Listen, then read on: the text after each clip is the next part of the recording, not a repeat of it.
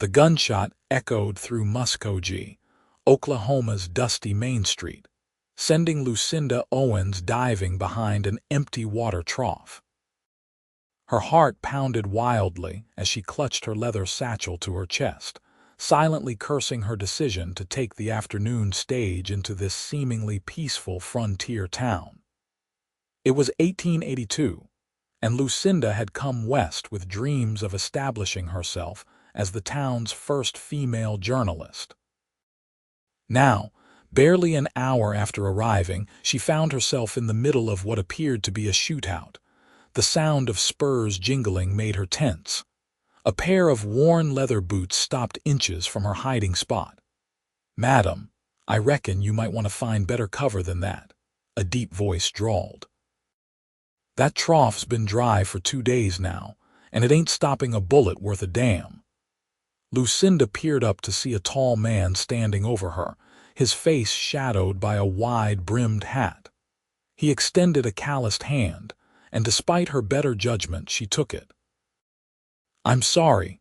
I just arrived and Her words tumbled out as he pulled her to her feet and promptly guided her behind the solid wall of the mercantile.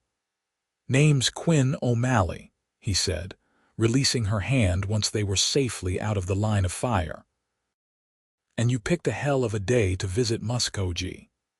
"Lucinda Owens," she replied, trying to regain her composure. "I'm not visiting. I'm here to stay, actually." Another shot rang out, cutting her off as Quinn pushed her further against the wall, his body shielding hers. The unexpected proximity made her breath catch.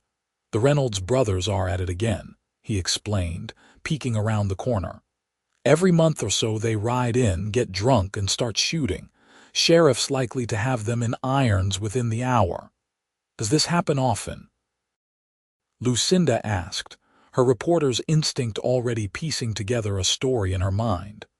"Often enough," Quinn answered. His blue eyes finally met hers properly, and something in them softened. "Now, what brings a lady like yourself to Muskogee? Not exactly Paris, France out here." Lucinda straightened her skirts and lifted her chin. "I'm a journalist. I've come to start a newspaper."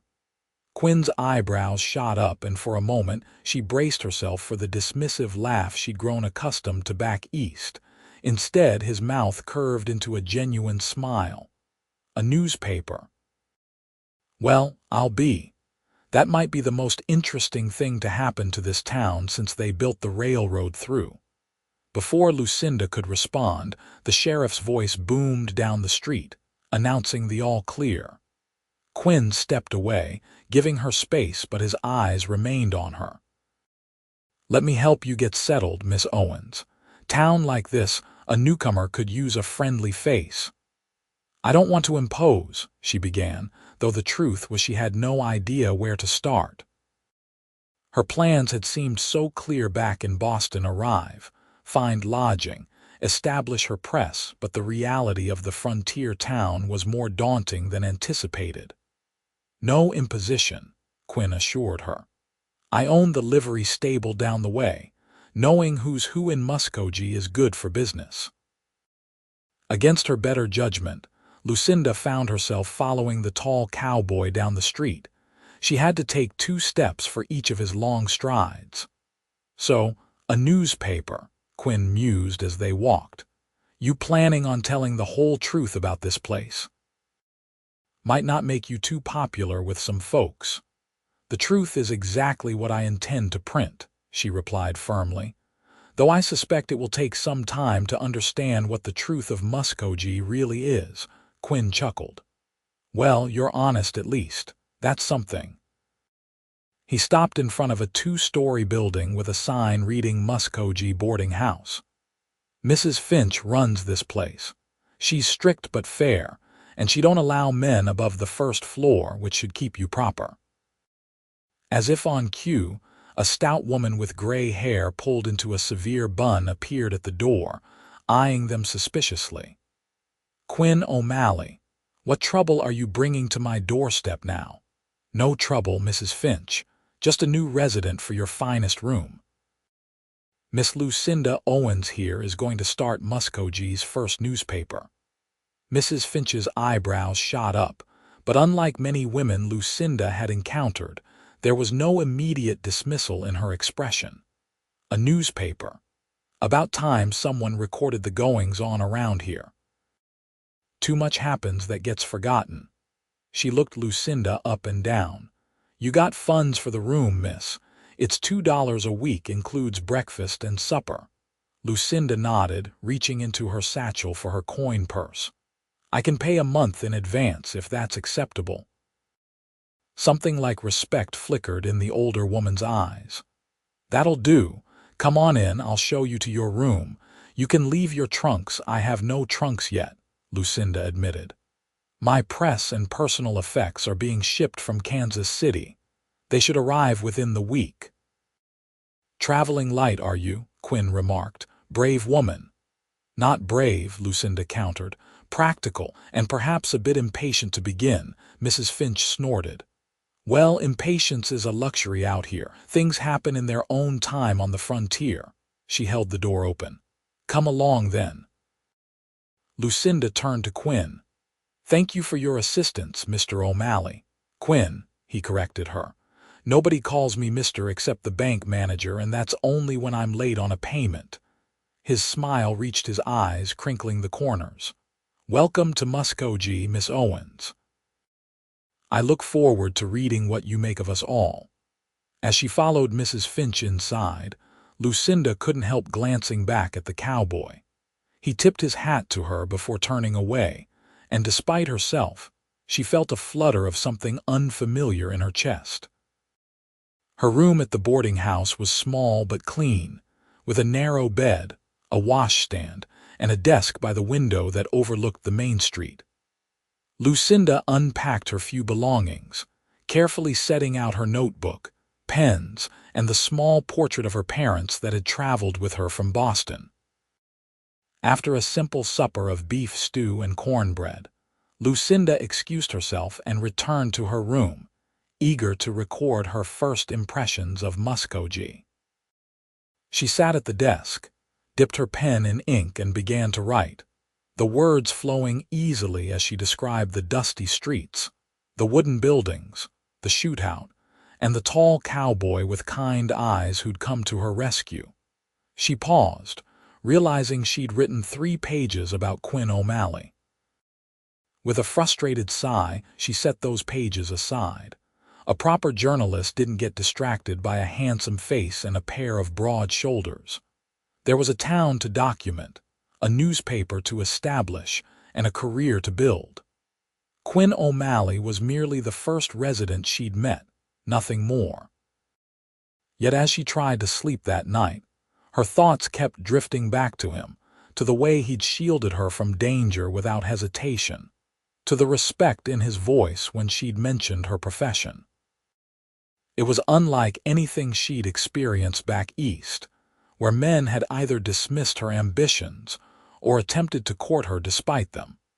Morning came with the sounds of the town awakening, wagons creaking, shopkeepers opening their doors, the distant whistle of a train.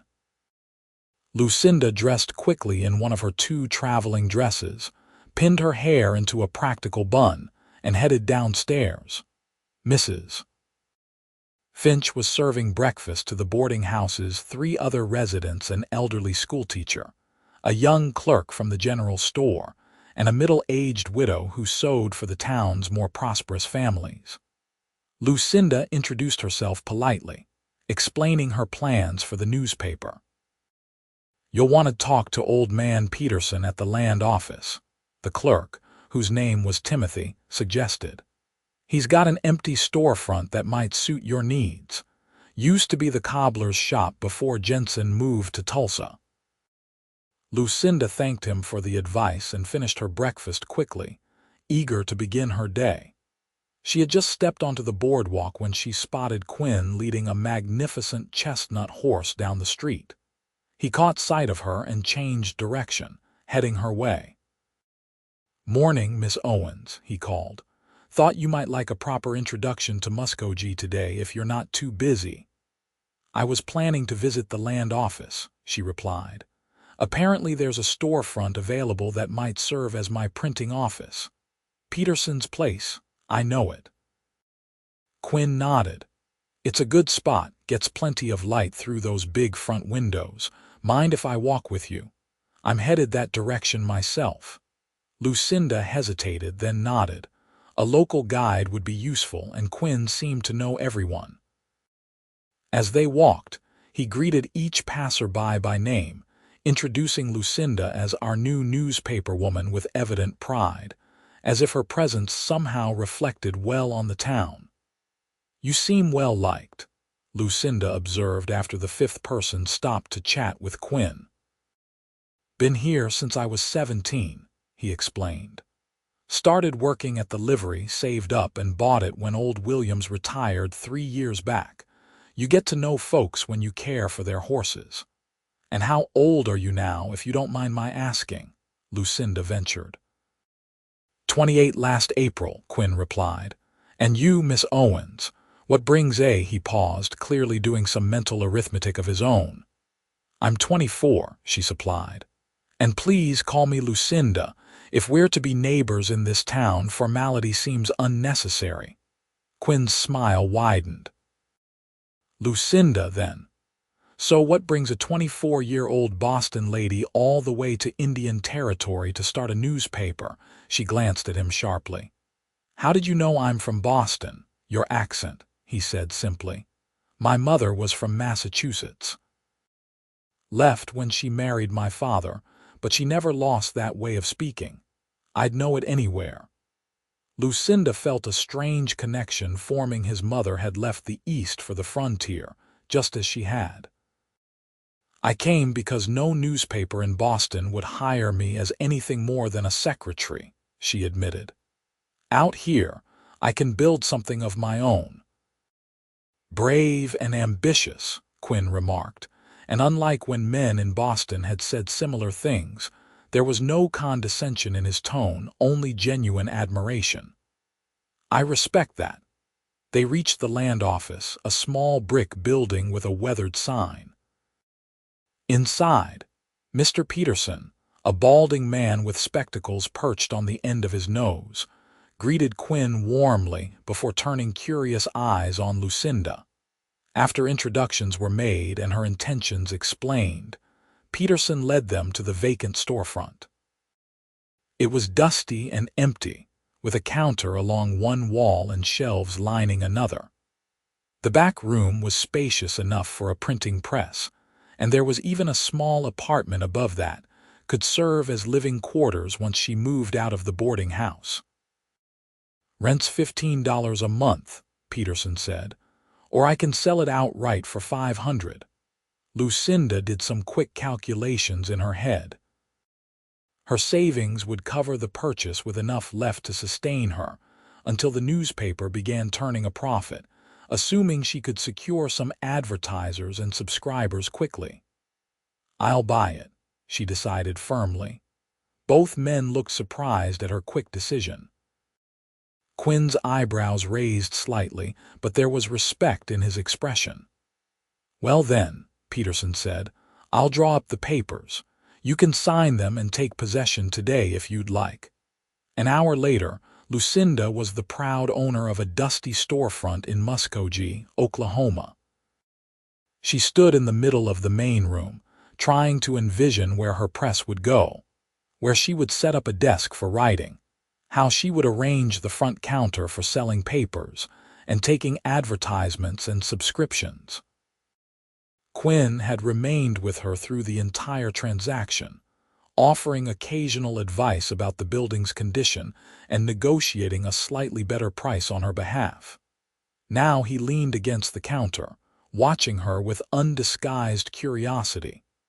"What will you call it?" he asked. "Your newspaper." "The Muskogee Chronicle," she replied without hesitation. She'd decided on the name months ago while still planning her venture in her Boston bedroom. "Has a nice sound to it," Quinn approved. "When does your press arrive?" "By Friday, if all goes well," Lucinda said. "Which means I have 4 days to clean this place and make it presentable." She looked around at the layers of dust and cobwebs with determination. "I'll help," Quinn offered. "I can spare a few hours each day after I've seen to the horses." "That's very kind, but I couldn't impose. It's no imposition," he insisted. "Besides, I'm curious about this newspaper business. Never seen a printing press before." Lucinda studied him, trying to discern his motives. Back east, men who offered assistance usually wanted something in return, her hand in marriage most often. But Quinn seemed genuinely interested in her venture, with no hidden agenda she could detect. "Very well," she conceded. "I would appreciate the help." Over the next 4 days, they fell into an unexpected partnership. Quinn arrived each morning after completing his essential duties at the livery, bringing tools, paint, and occasionally other volunteers, friends of his who were curious about the newspaper and its determined female proprietor. Lucinda found herself talking more than she ever had in her life. She explained her vision for the Chronicle, shared stories from her apprenticeship at her uncle's small print shop in Boston, and even revealed personal details about her childhood and family. Quinn was an attentive listener, asking thoughtful questions that drew her out further. On the 3rd day, as they painted the shelves behind the counter, Lucinda suddenly caught herself mid-sentence, realizing she'd been talking without pause for nearly 10 minutes. "I'm sorry," she said, flushing with embarrassment. "I talk too much when I'm excited about something. My mother always said it would drive potential suitors away." Quinn dipped his brush in the paint can, a smile playing at the corners of his mouth. "I could listen forever," he said simply, his eyes meeting hers with an intensity that made her heart skip a beat. The silence that followed was filled with something new, something neither of them seemed ready to name. Lucinda returned to her painting, but she was acutely aware of Quinn's presence beside her, of the careful way he moved around her, of how he seemed to anticipate her needs before she voiced them. By Thursday evening, the storefront had been transformed. The floors were swept and mopped, the shelves painted, the windows cleaned until they sparkled in the setting sun. A hand-painted sign reading "The Muskogee Chronicle" hung above the door, the letters carefully crafted by Quinn, who had revealed an unexpected talent for artistry. "It's perfect," Lucinda breathed, standing in the middle of the room and turning slowly to take it all in. "I can hardly believe it's the same place." "Amazing what a little elbow grease can accomplish," Quinn remarked, wiping his hands on a rag. He hesitated, then added, "I was thinking. There's a social at the church tomorrow evening. Might be a good way for you to meet more folks in town, maybe drum up some subscribers for your paper." Lucinda had been so focused on preparing the shop that she hadn't given much thought to socializing. But Quinn was right, she needed to establish herself in the community if her newspaper was to succeed. "That sounds wise," she agreed. "Though I'm not sure I have anything suitable to wear. My trunks won't arrive until next week." Quinn rubbed the back of his neck, a gesture she'd come to recognize as a sign he was nervous. "I'm sure Mrs. Finch could help you out. Or maybe the seamstress, Mrs. Wilkins, she's always got dresses she's made up ahead for customers." "I'll speak with Mrs. Wilkins in the morning," Lucinda decided. "And Quinn, thank you for everything. I couldn't have done this without your help." "Sure you could have," he replied with a gentle smile. "Would have taken longer is all. You're the most determined woman I've ever met, Lucinda Owens." The way he said her name sent a shiver down her spine. She'd never thought of her name as particularly musical, but in Quinn's deep voice, with his slight Western drawl, it sounded almost lyrical. Friday dawned bright and clear. Lucinda visited Mrs. Wilkins as planned and was delighted to find a pale blue dress that needed only minor alterations to fit her properly. The seamstress worked quickly, chatting all the while about the town's residents and their various foibles information, Lucinda mentally filed away for future reference. As promised, her printing press arrived on the afternoon train, along with cases of type, paper, and ink. The station master sent a boy to fetch Quinn, who arrived with his wagon to transport the heavy equipment to the Chronicle's office. It took the combined efforts of Quinn, the station master, and 2 other men to load the press onto the wagon and then unload it at the office. Lucinda directed the placement, ensuring it had adequate light from the windows and enough space around it for her to work comfortably. Once everything was arranged to her satisfaction, and the men had departed with their tips and thanks, Lucinda and Quinn stood alone in the office, gazing at the impressive iron press that dominated the back room. "So that's it," Quinn said, circling the machine with undisguised curiosity. "That's what makes a newspaper." "That and this," Lucinda replied, tapping her forehead with a smile. "Ideas, words, stories, they're what truly make a newspaper. The press is just the means of sharing them." Quinn looked at her with such intensity that she felt her cheeks grow warm. "You're going to change this town, Lucinda Owens." "I hope so," she admitted. "For the better, no doubt about that." He glanced out the window at the lengthening shadows. "The social starts in an hour. I should head home and clean up. Would you? That is, might I escort you there this evening?" Lucinda's heart fluttered traitorously. "I would like that very much," she heard herself say. Quinn's face lit up with a smile that transformed his already handsome features. "I'll call for you at the boarding house then. 6 o'clock, 6 o'clock, she confirmed. After he left, Lucinda stood for a long moment beside her printing press, running her fingers over the cold metal and trying to focus on her professional ambitions, rather than the warmth that flooded her chest whenever Quinn O'Malley smiled at her. She had come to Muskogee to be a journalist, not to fall in love with a cowboy, no matter how kind or handsome he might be. Yet as she hurried back to the boarding house to prepare for the social, she couldn't deny the excitement bubbling within her, and it wasn't entirely due to the prospect of meeting potential subscribers. Mrs. Finch helped her dress, lending her a pearl hairpin and a delicate lace shawl to complement the blue dress. As Lucinda stood before the small mirror in her room, she barely recognized the woman reflected back at her. 4 days of physical labor had put color in her cheeks, and there was a sparkle in her eyes that hadn't been there in Boston. At precisely 6 o'clock, Mrs. Finch called up the stairs that she had a visitor. Lucinda descended to find Quinn waiting in the parlor, hat in hand, dressed in clean dark pants, a crisp white shirt, and a vest that emphasized the breadth of his shoulders. His dark hair was neatly combed, though one stubborn lock fell across his forehead. When he saw her, his eyes widened, and for a moment he seemed at a loss for words. "You look beautiful," he finally managed, his voice slightly rough. "Thank you," Lucinda replied, fighting a blush. "You clean up rather well yourself." Mrs. Finch watched their exchange with a knowing smile before shooing them out the door with a reminder not to stay out too late. The walk to the church was short but pleasant in the cool evening air.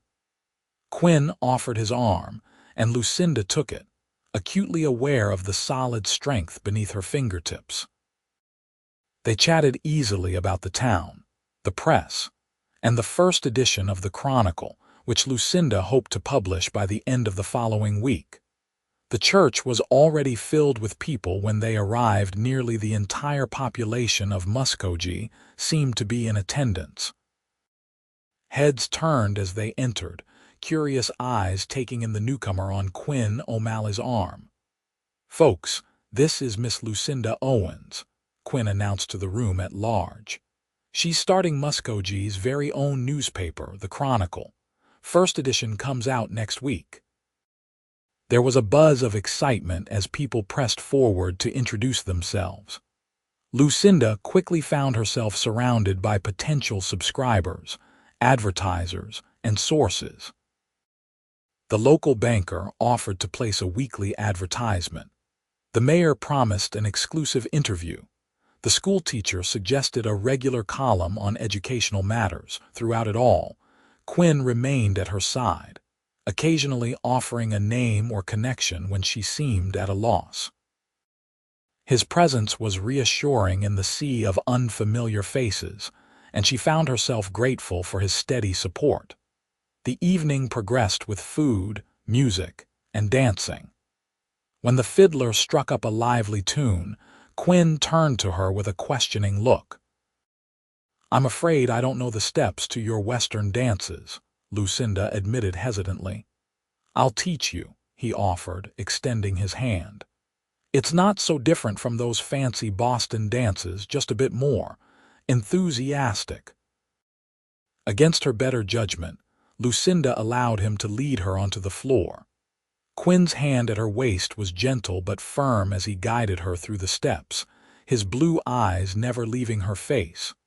She stumbled once, and he caught her seamlessly, his strong arms preventing her fall.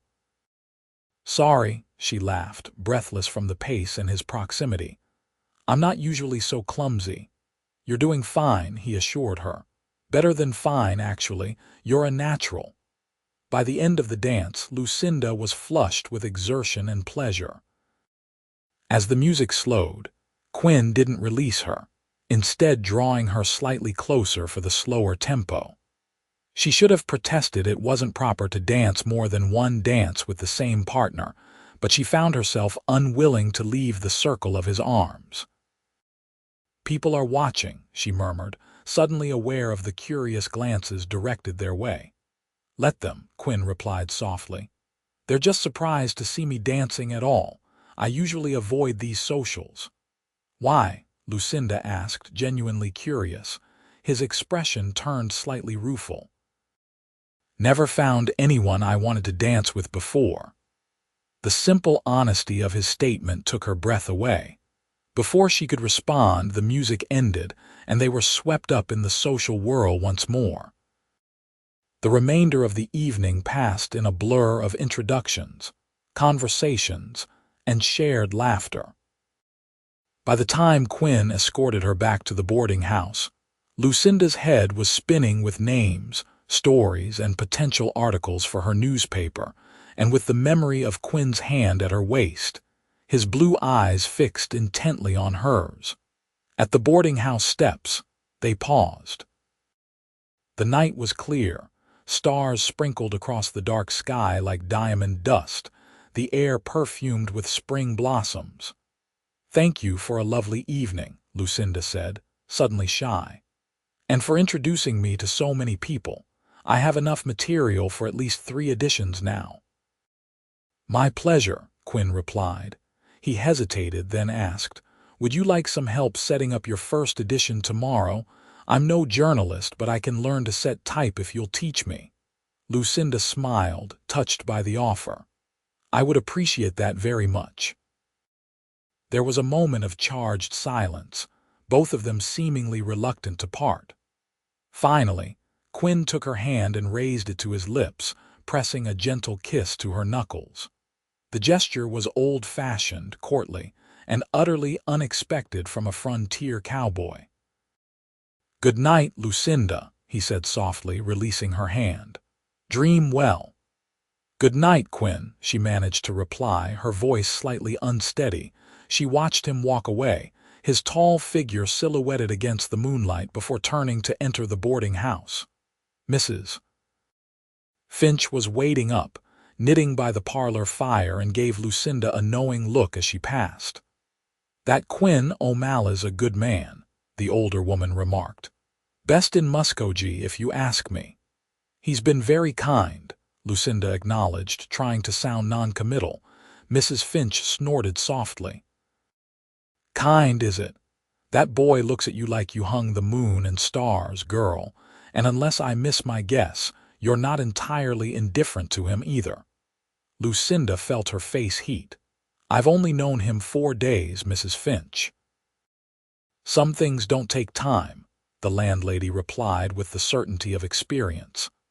"My Harold asked me to marry him 3 days after we met, spent 42 good years together before the consumption took him." Her eyes grew distant with memory. "When you know, you know." Unsettled by the conversation, Lucinda excused herself and retreated to her room.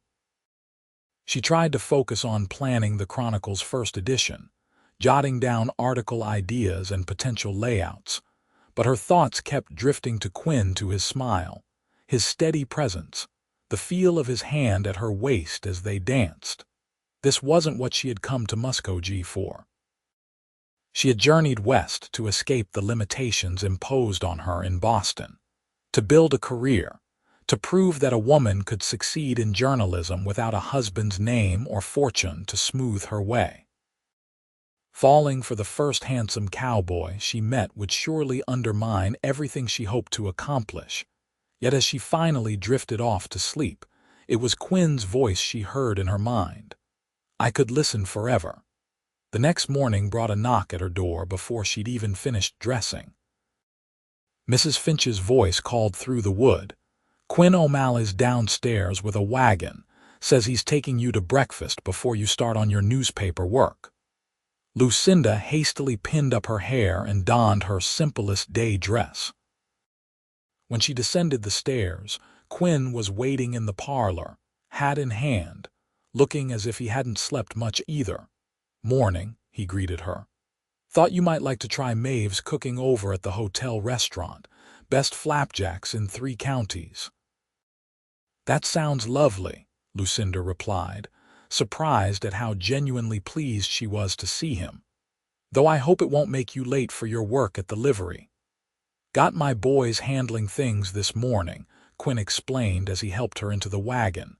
"Benefits of being the boss." The hotel restaurant was bustling with the breakfast crowd, drummers passing through town, a few local businessmen, and the hotel's overnight guests. Quinn led Lucinda to a quiet table in the corner, where they could converse without shouting over the general din.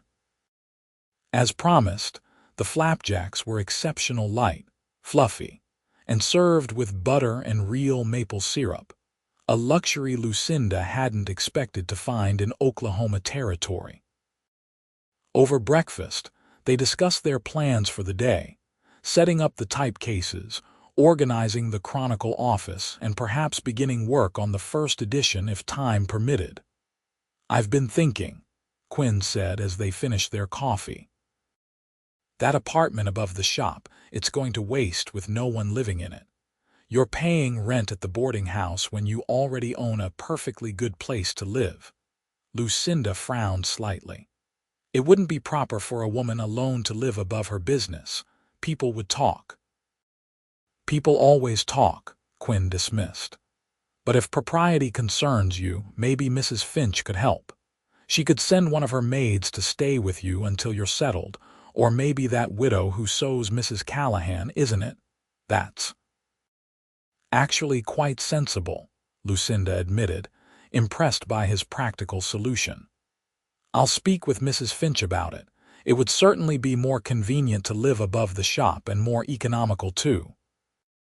They spent the remainder of the day at the Chronicle office, with Quinn proving to be a quick study at the basics of typesetting.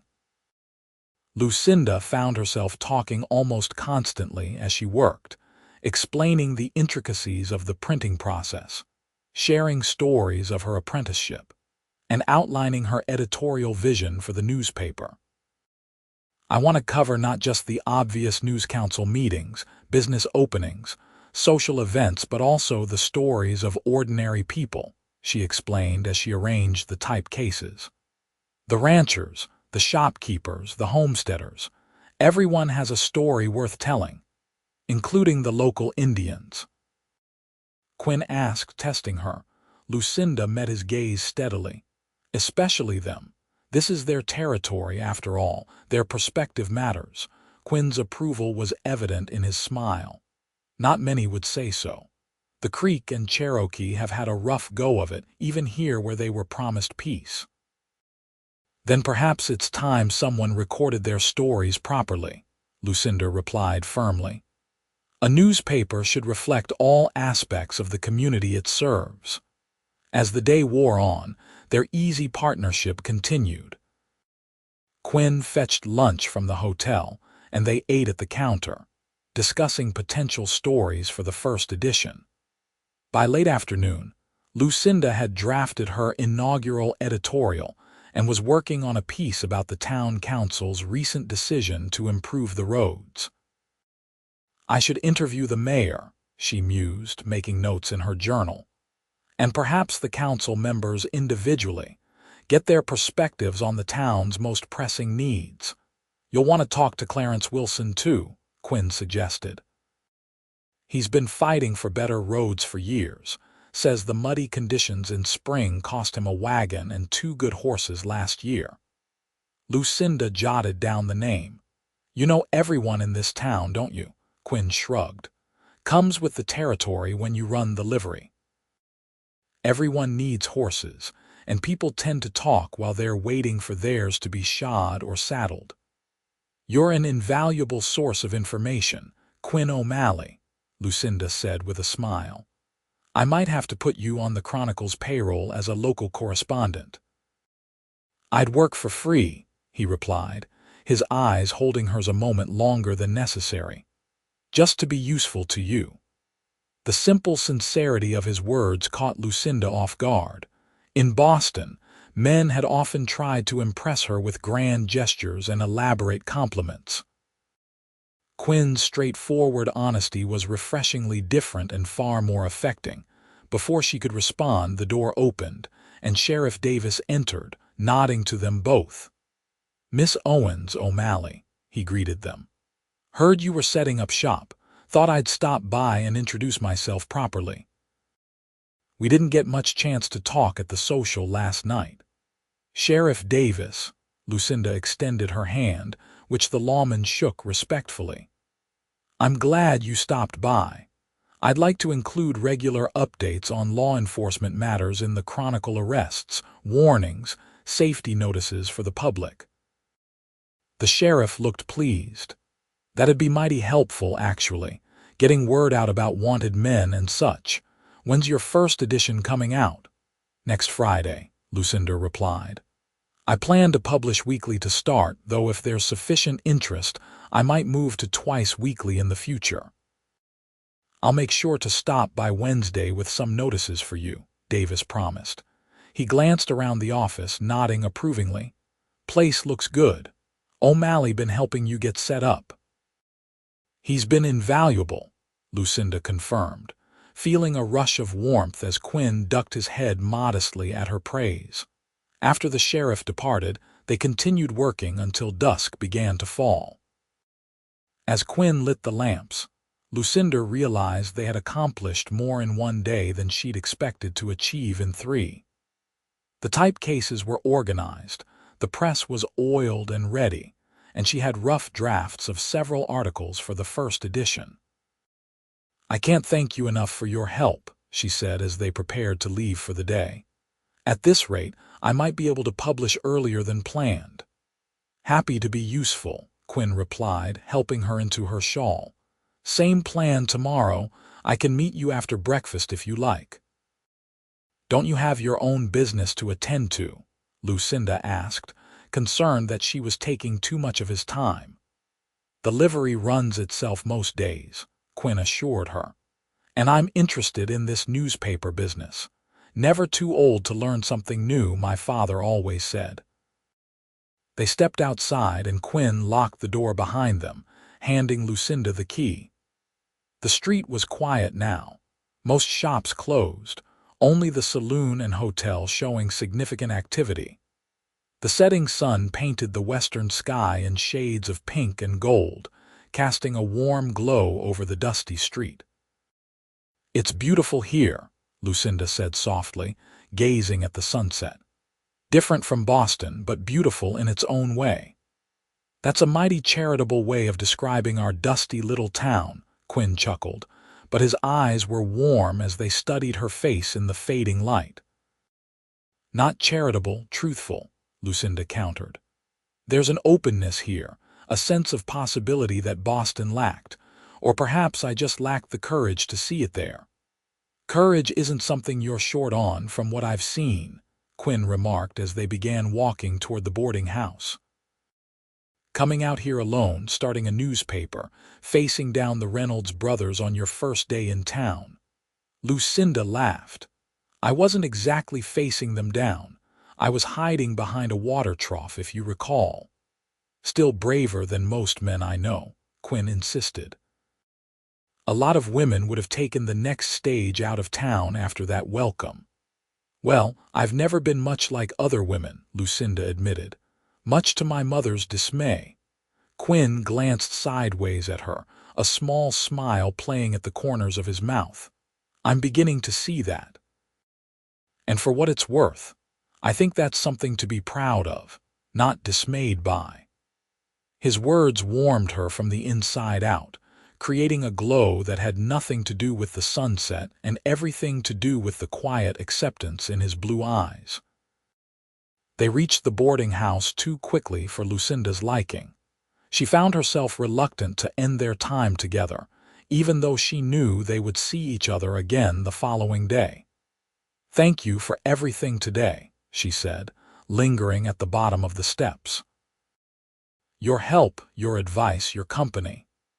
"My pleasure," Quinn replied, and the simple phrase held a depth of meaning that made Lucinda's pulse quicken. He hesitated, then added, "I thought maybe, if you're not too busy tomorrow evening, I could show you a bit more of Muskogee. There's a nice spot by the creek where you can see the whole town. Might make a good piece for your newspaper, Muskogee from the Bluffs or something like that." "That sounds lovely," Lucinda agreed, perhaps too quickly. "A first-hand description would certainly enhance the inaugural edition." Quinn's smile broadened. "I'll bring a picnic supper if that suits you." "Perfect," Lucinda said, and was rewarded with a look of such warm approval that she felt herself blushing again. Quinn took her hand, repeating his gesture from the previous night, pressing his lips briefly to her knuckles. "Until tomorrow, then." "Until tomorrow," she echoed, watching him walk away before turning to enter the boarding house. Mrs. Finch was in her usual spot by the fire, this time mending a shirt rather than knitting. She looked up as Lucinda entered, her shrewd eyes missing nothing. "Productive day?" she inquired. "Very," Lucinda replied, aware that the older woman's question encompassed more than just the newspaper. "Quinn's a good man," Mrs. Finch said again, returning to her mending. "Smart, too, though he doesn't show it off. Read more books than anyone in town, I'd wager."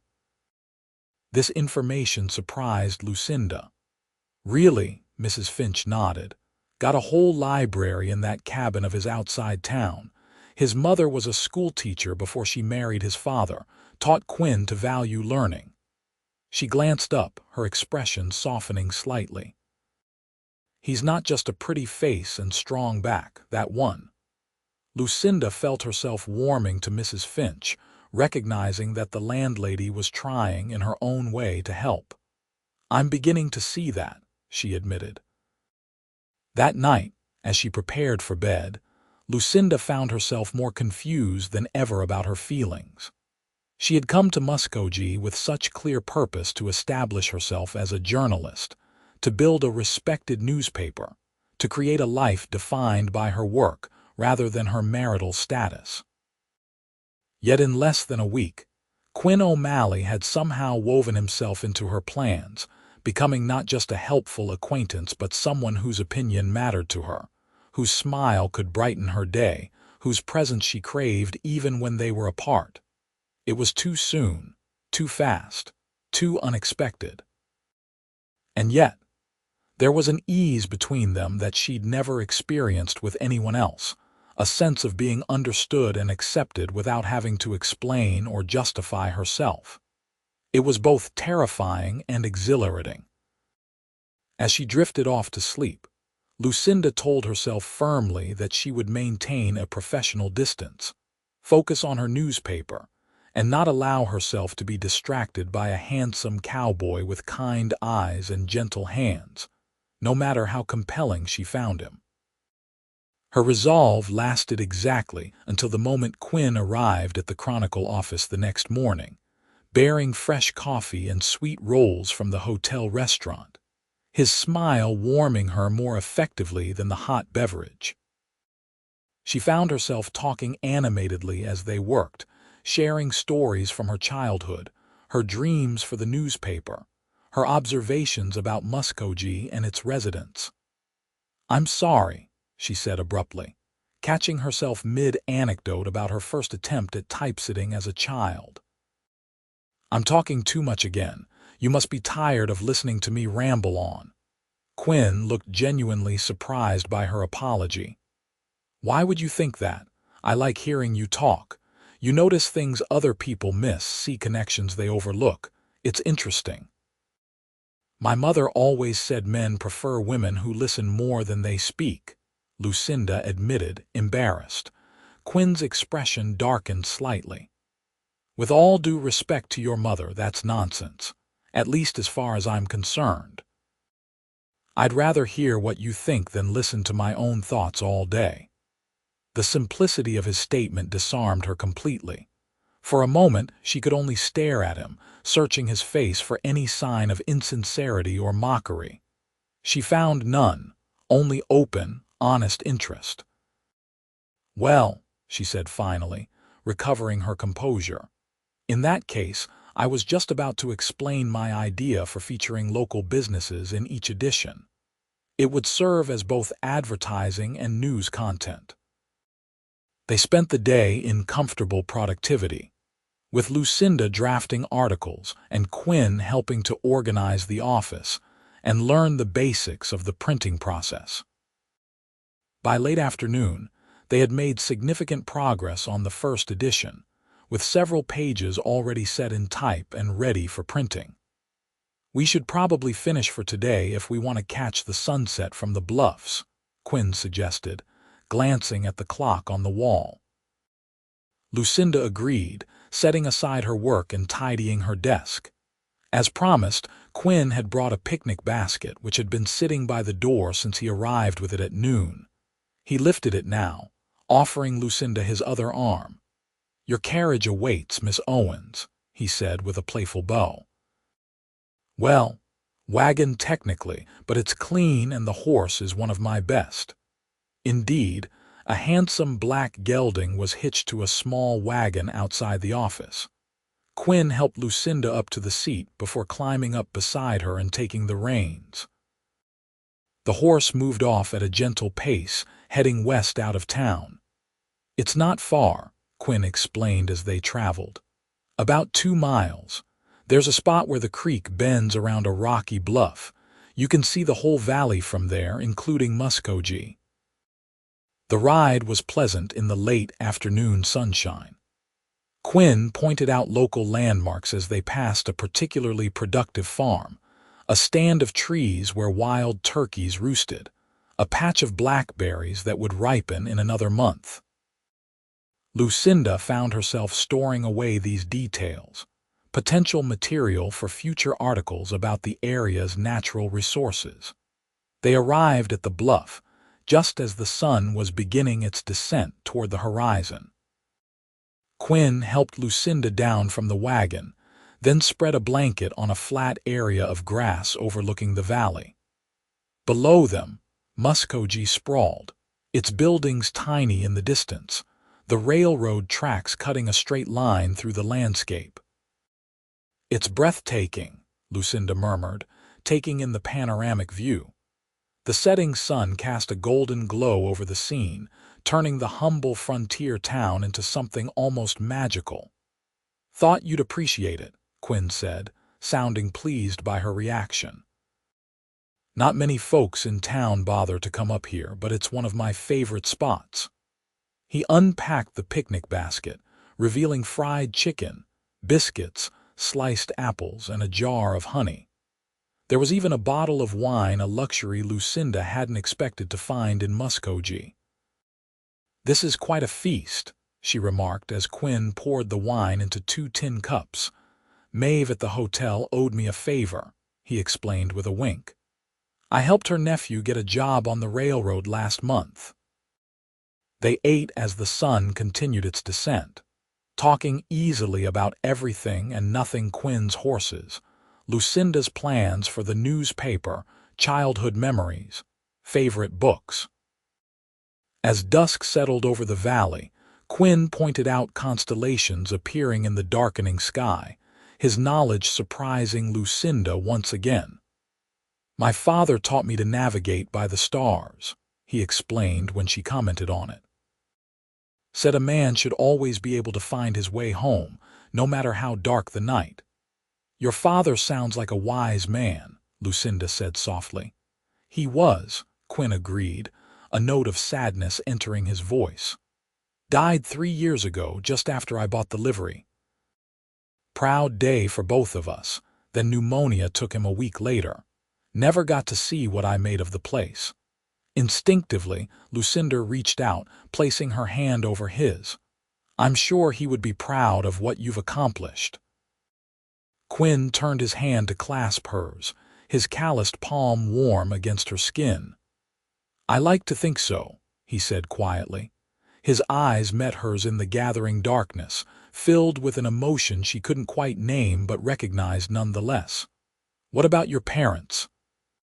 How do they feel about their daughter becoming a frontier newspaperwoman?" "They're concerned," Lucinda admitted.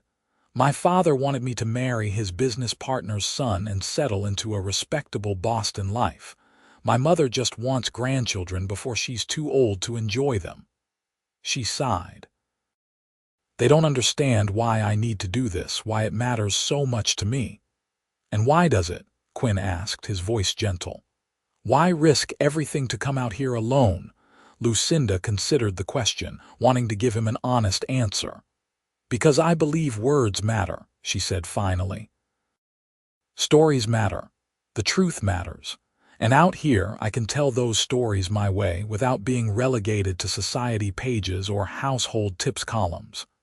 Quinn nodded slowly. "Makes sense to me. Can't be yourself if someone else is writing your story."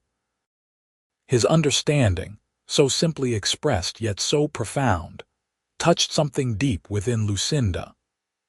This man, whom she had known for less than a week, somehow grasped what her own family never had: her need for autonomy, for self-expression, for purpose beyond the traditional female roles. They sat in companionable silence as darkness settled fully over the landscape, the town below now visible only by its scattered lights. Stars blanketed the sky, more than Lucinda had ever seen in Boston, where city lights and coal smoke obscured all but the brightest.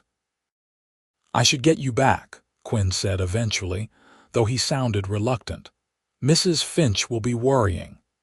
They packed up the remnants of their picnic, and Quinn helped Lucinda back into the wagon. The return journey was quiet, both lost in their thoughts, though Quinn kept Lucinda's hand in his as he guided the horse with his other hand. At the boarding house, Quinn walked Lucinda to the door, the picnic basket over his arm. "Thank you for showing me your special place," Lucinda said softly. "It was a lovely evening." "Thank you for coming," Quinn replied. He hesitated, then asked, "Would it be too forward of me to call on you properly on Sunday? After church, perhaps?" Lucinda's heart skipped. A formal Sunday afternoon call was a clear declaration of intentions, even on the frontier. "I would like that very much," she answered, her voice steady despite the flutter in her chest. Quinn's smile was worth any risk to her carefully laid plans. He raised her hand to his lips once more, but this time his kiss lingered a moment longer, sending a shiver up her arm. "Good night, Lucinda," he murmured. "Good night, Quinn," she replied, reluctantly withdrawing her hand and entering the boarding house. Mrs. Finch was nowhere to be seen, for which Lucinda was grateful. She wasn't ready to face the landlady's knowing looks or pointed comments. In the privacy of her room, she sat at the small desk and opened her journal, intending to record her impressions of the bluff for a potential article. Instead, she found herself writing about Quinn, his kindness, his intelligence, his unexpected depths, the way his eyes crinkled when he smiled, how his hand felt holding hers. 2 pages later, she closed the journal with a sigh. She was falling for him, rapidly and completely, and the realization both thrilled and terrified her. The remainder of the week passed in a blur of activity. Lucinda spent her days at the Chronicle office, writing, editing, and preparing the first edition with Quinn's steadfast assistance. In the evenings, they often took supper together at the hotel restaurant before Quinn escorted her back to the boarding house. Each night, his goodbye grew slightly longer, slightly more intimate, though he never presumed more than a kiss to her hand or, on Friday evening, a gentle touch to her cheek. Sunday dawned clear and bright. Lucinda attended the morning church service, acutely aware of Quinn sitting across the aisle with several other men from town. He looked uncommonly handsome in his Sunday best, his dark hair neatly combed, his usual hat absent for the sanctuary. After the service, they greeted each other with proper formality before the watching eyes of the congregation. Quinn confirmed that he would call at 2 o'clock, and Lucinda returned to the boarding house to change into her best dress, a deep green silk that brought out the gold flecks in her brown eyes. At precisely 2, Mrs. Finch announced Quinn's arrival. He stood in the parlor, hat in hand, looking so nervous that Lucinda's own anxiety lessened. They weren't the only ones feeling their way through this unexpected connection. Mrs. Finch chaperoned with minimal interference, sitting in the corner with her knitting while Lucinda and Quinn conversed on the sofa. They spoke of safe topics: the success of the Chronicle's first edition, which had sold out within hours of being distributed on Friday, the upcoming town council meeting, a new foal born at the livery. As the clock struck 3:30, Quinn rose to take his leave, as propriety demanded. At the door, with Mrs. Finch still within sight but far enough away to provide a semblance of privacy, he took Lucinda's hand. "I'd like to continue calling on you if you're agreeable," he said quietly. "I know you came here to be independent, to build your newspaper, not to—" he hesitated. "I don't want to interfere with your plans, but I can't deny that I've grown fond of you, Lucinda, very fond indeed." Lucinda took a deep breath. "I've grown fond of you too, Quinn, more than I expected or planned for." She met his eyes directly. "I did come here to build something of my own, and that hasn't changed. But I'm finding that independence doesn't have to mean solitude." The hope that bloomed in Quinn's expression was almost painful to witness. "Does that mean you'll allow me to court you properly?" "With the understanding that your newspaper comes first, of course." "Yes," Lucinda said simply. "Though I warn you, I still talk too much when I'm excited about something." Quinn's smile was radiant. "I could listen forever," he repeated, and this time Lucinda believed him completely. Over the following weeks, their courtship progressed with a blend of frontier practicality and Eastern propriety. Quinn called formally on Sundays, but during the week, they worked side by side at the Chronicle office. Lucinda moved into the apartment above the shop with Mrs. Callahan, the widowed seamstress, sharing the space as a concession to propriety. The newspaper thrived, quickly becoming an essential part of Muskogee's community. Lucinda's fair reporting and willingness to cover all aspects of local life, including the concerns of the Creek and Cherokee residents, earned her respect even from those who had initially been skeptical of a female publisher. Quinn remained her most steadfast supporter, offering suggestions for stories, helping with the physical aspects of printing, and occasionally contributing articles about local agriculture and livestock matters under the pen name Qo. His involvement was so natural, so seamless, that Lucinda soon couldn't imagine producing the Chronicle without him. As summer turned to fall, their relationship deepened. Their first kiss came on a golden October afternoon, when they had ridden to the bluff to watch the valley's trees turn crimson and gold. It was gentle, tender, a promise rather than a demand, and when they parted, Lucinda saw her own future reflected in Quinn's blue eyes. By Christmas, the entire town recognized them as a couple. Quinn joined Lucinda and Mrs. Callahan for Christmas dinner in the apartment above the Chronicle office, bringing a small fir tree he had cut himself and decorated with paper stars and strings of cranberries. After dinner, when Mrs. Callahan discreetly retired to her room, Quinn took Lucinda's hands in his. "I've been thinking," he began, uncharacteristically serious. "The Chronicle is doing well, and so is the livery. We both have our own businesses, our own lives, but I find myself wanting more." He reached into his pocket and withdrew a small box. "I'm not asking you to give up anything, Lucinda. I would never want you to be less than who you are. But I thought perhaps we might build something together, something even better than what we could create separately." He opened the box, revealing a simple gold ring with a small diamond. "I love you, Lucinda Owens. I love your determination, your intelligence, your passion for the truth. I love the way you talk when you're excited about a story, and how you furrow your brow when you're concentrating on typesetting. I love everything about you, and I would be honored if you would consider becoming my wife." Tears filled Lucinda's eyes. For so long, she had believed that marriage would mean surrendering her dreams, subjugating her ambitions to a husband's expectations. But Quinn had never asked her to be less, only encouraged her to be more. He had supported her newspaper from the first day, valuing her mind as much as her heart. "Yes," she whispered, her voice thick with emotion. "Yes, I will marry you, Quinn O'Malley. I love you two more than I ever thought possible." His smile as he slipped the ring onto her finger was brighter than all the Christmas candles combined. When he kissed her, Lucinda felt as if she had finally found her true home, not in Boston or Muskogee, but in the arms of a man who loved her exactly as she was. They were married in the spring of 1883, in a ceremony that united the entire town.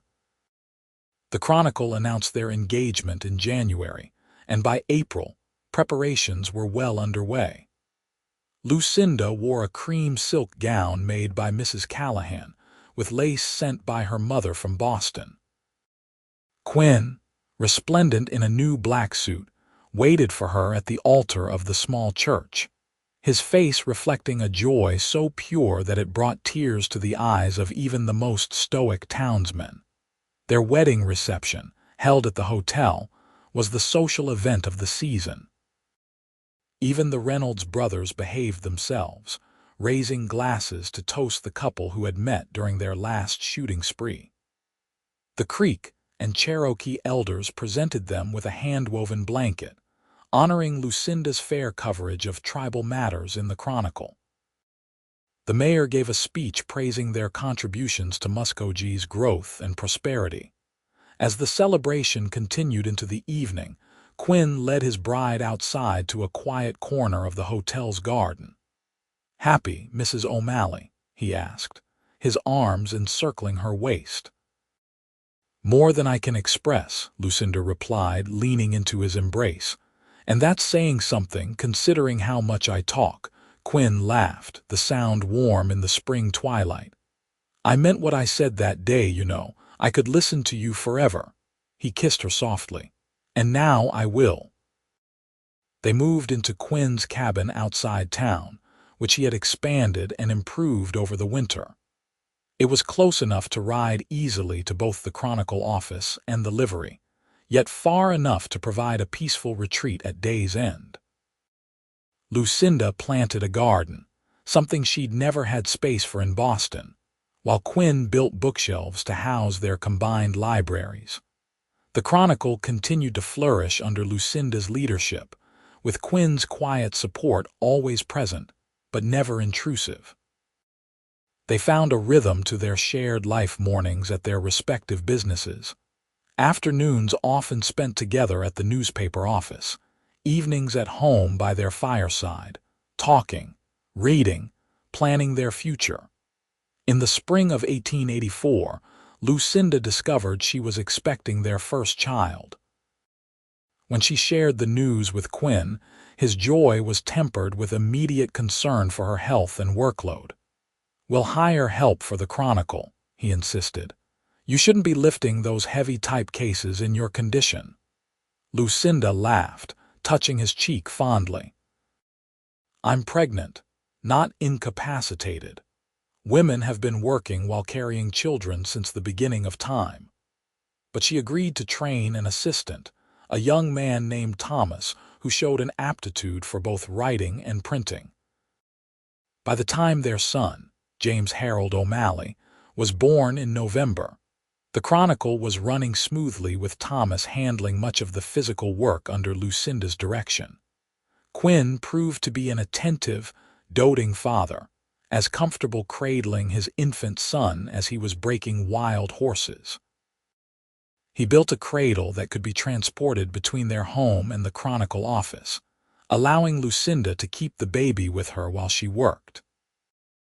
When James was fussy, Quinn would walk him around the print shop, pointing out the various pieces of equipment and explaining the newspaper business as if the child could understand every word. "He talks even more than you do," Lucinda teased one afternoon, watching Quinn demonstrate the proper way to set type to their 6-month-old son. Quinn grinned, unrepentant. "He needs to learn the family business early. Both businesses, actually. Tomorrow I'm taking him to the livery to show him how to curry a horse." Their family grew 2 years later with the birth of a daughter, Eleanor Grace, named for both their mothers. By then, the Chronicle had expanded to twice-weekly publication, with a circulation reaching neighboring towns and a reputation for fair, thorough reporting that extended throughout the territory. Quinn's livery had grown as well, adding a blacksmith shop and carriage repair service. As Muskogee prospered, so did the O'Malleys, though they remained humble about their success, continuing to work alongside their employees and invest in the community's future. In 1889, when the Oklahoma land rush opened former Indian territory to white settlement, Lucinda's coverage was among the most comprehensive and balanced in the region. She insisted on reporting not only the excitement of the new settlers, but also the impact on the native peoples whose lands were being further reduced. Her editorials calling for fair treatment and respect for treaty rights earned her criticism from some quarters, but cemented the Chronicle's reputation for integrity. Throughout it all, Quinn remained her steadfast partner, supporting her principles even when they proved controversial. "Truth isn't always comfortable," he would say when advertisers threatened to withdraw over a particularly pointed editorial, "but it's always necessary." As their children grew, so did their involvement in the family businesses. James showed an early interest in writing, contributing his first story to the Chronicle at age 12, a straightforward account of a local fishing competition that Quinn had helped him edit and polish. Eleanor, more mechanically inclined, preferred the livery, learning to repair wagons and shoe horses under her father's patient tutelage. In 1892, on their 10th wedding anniversary, Quinn presented Lucinda with a modern printing press, ordered specially from Chicago. It was a significant investment, but one he'd made knowing how much it would mean to her. "You've built something extraordinary," he told her as they stood together in the Chronicle office, admiring the gleaming new equipment. "This town, This territory they're better because you had the courage to come here and tell their stories. Lucinda leaned against his shoulder, her heart full. We built it together, she corrected him. From that first day when you rescued me from the Reynolds brothers' shootout, you've been part of this journey. Quinn kissed the top of her head, his arm warm around her waist. Best thing I ever did, helping that terrified Boston lady behind the water trough. Though I wasn't expecting her to talk my ear off for the next decade. Lucinda laughed, turning in his arms to face him. And I wasn't expecting a frontier cowboy to become my greatest supporter, my partner, the love of my life. She touched his face, noting the lines that 10 years had added around his eyes, the strands of silver appearing at his temples. To her, he was more handsome than ever. Do you ever regret it? Tying yourself to a woman who never stops talking, who insists on printing controversial editorials, who divides her attention between you, the children, and a newspaper. Quinn's expression softened, his blue eyes holding hers with the same warmth they had shown on that first day. Not for a single moment, he said, his voice deep with sincerity. I told you then, and I'll tell you now, I could listen to you forever, Lucinda O'Malley, and forever's not nearly long enough. As Oklahoma moved toward statehood in the early 1900s, Lucinda and Quinn found themselves at the center of historic changes. The Chronicle documented the territorial convention, the drafting of the state constitution, and finally, in 1907, Oklahoma's admission to the Union as the 46th state. By then, Muskogee had grown from a frontier town to a thriving city, and the Chronicle had become one of the state's most respected newspapers. James, now 23 and a graduate of the University of Missouri's newly established School of Journalism, had taken over much of the day-to-day operation of the newspaper. Eleanor, 21 and unmarried despite numerous suitors, managed the livery with Quinn, who at 53 was beginning to feel the effects of a lifetime of physical labor. In 1912, 30 years after Lucinda had first arrived in Muskogee, they celebrated the Chronicle's anniversary with a special edition recounting the town's transformation from frontier outpost to modern city. The front page featured a photograph of Lucinda and Quinn standing together before the original Chronicle building, now expanded to house a modern printing operation that employed 15 people. That evening, as they sat on the porch of their home, no longer a cabin, but a comfortable house built on the same land, Lucinda leafed through the anniversary edition, marveling at the history they had witnessed and recorded. Did you ever imagine, when you found me hiding behind that water trough, that we would be here 30 years later? She asked, leaning against Quinn's shoulder. He chuckled, the sound as warm and rich as ever. Can't say I was thinking that far ahead. Was mostly concerned with keeping you from getting shot. He took her hand, his fingers intertwining with hers in a gesture so familiar it was almost unconscious. But I knew even then that you were something special, Lucinda Owens, a woman brave enough to start a newspaper in Indian Territory. That's not someone you forget. Lucinda smiled at the memory. I was terrified, you know, not just of the shooting but of failing, of having to admit to my parents that they were right, that I couldn't succeed on my own. But you didn't fail, Quinn reminded her. You built something lasting, something important. We built it together, Lucinda corrected him, as she had so many times over the years. The Chronicle, the livery, our family, all of it has been a partnership from the start. Quinn's eyes, still startlingly blue despite the wrinkles that now surrounded them, held hers with tender affection. Best partnership I could have asked for, even if my partner never stops talking. Lucinda laughed, leaning over to kiss him lightly. You promised you could listen forever, remember? And I meant it, Quinn assured her, returning her kiss with one of his own. Every word. As twilight settled over Muskogee, they remained on the porch, hands linked, watching the lights of the city they had helped to build. Their children were grown, their businesses thriving, their legacy secure in the words printed daily in the Chronicle and in the hearts of the community they had served for 3 decades. Lucinda Owens had come west seeking independence and purpose.